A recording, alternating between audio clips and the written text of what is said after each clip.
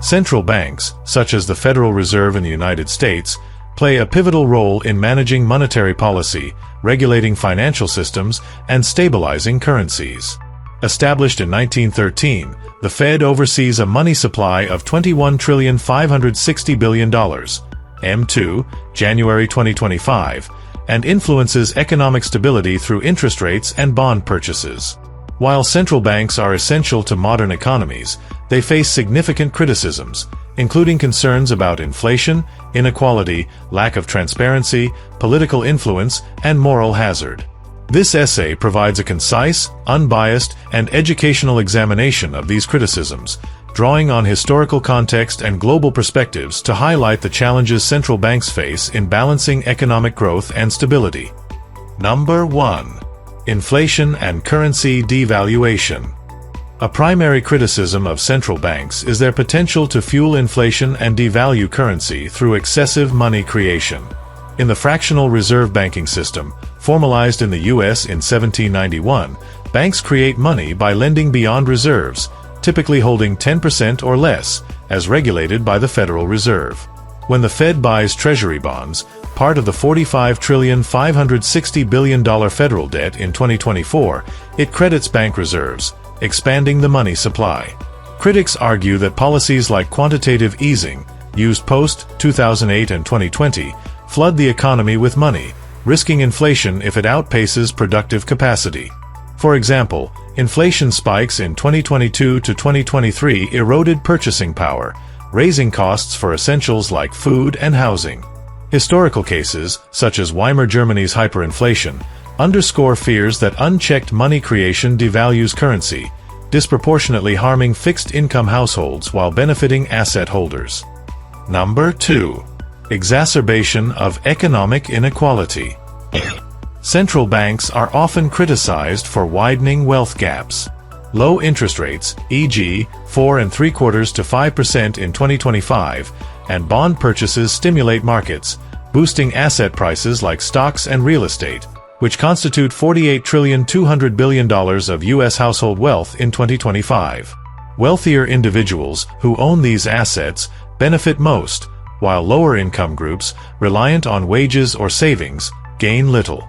The $20,400 billion household debt and $21,600 billion business debt in 2024 reflect easy credit access for some. But critics argue that central banks favor financial elites and corporations, as seen in bailouts during the 2008 crisis.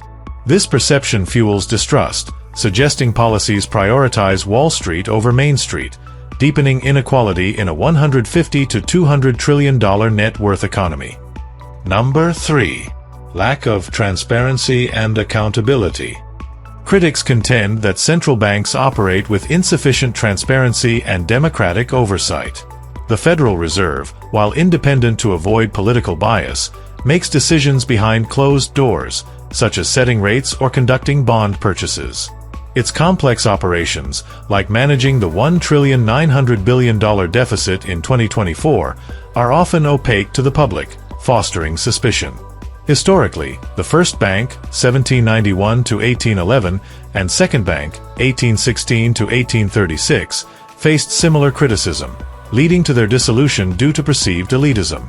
Globally, central banks like the European Central Bank face scrutiny for decisions impacting diverse economies without direct public input. Critics argue this lack of accountability risks policies that favor financial institutions over citizens, undermining trust in the system. Number 4. Political influence and independence concerns. Despite their independence, central banks are criticized for susceptibility to political pressures. In the U.S., the Fed's chair is appointed by the president, raising concerns about alignment with political agendas. For instance, critics cite low rates during election cycles as potentially politically motivated to boost growth. Globally, some central banks, like those in emerging economies, face direct government interference, compromising their ability to stabilize currencies. The tension between independence and accountability is a persistent issue, as seen in historical debates over the second bank's role, which President Andrew Jackson opposed as overly powerful. This criticism highlights the delicate balance central banks must maintain to avoid bias while serving the public. Number 5. Moral hazard and risky behavior. Central banks are accused of creating moral hazard by acting as lenders of last resort. By bailing out banks or markets during crises, like 2008, they may encourage risky behavior, as institutions expect rescues. The Fed's bond purchases, stabilizing the $45,560 billion debt, can signal that large banks are too big to fail, fostering reckless lending, as seen in the $20,400 billion household debt in 2024. This criticism echoes historical concerns, such as the 19th century panics when state banks overissued notes, expecting central support. Globally, central banks like the Bank of Japan face similar critiques for propping up markets, potentially distorting risk assessment and destabilizing economies long-term. Number 6. Inability to fully stabilize economies. While central banks aim to stabilize currencies, critics argue they cannot fully control economic fluctuations.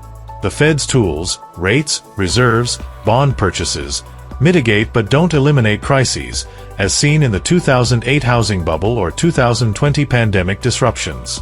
The global money supply, $100 to $115 trillion in 2025, and the $8 trillion foreign reserve roll add complexity, as external factors like trade imbalances or geopolitical tensions affect stability. Historical commodity standards, like the 1792 silver dollar or 1971 gold standard, $35 per ounce, also failed to prevent volatility, suggesting no system is immune.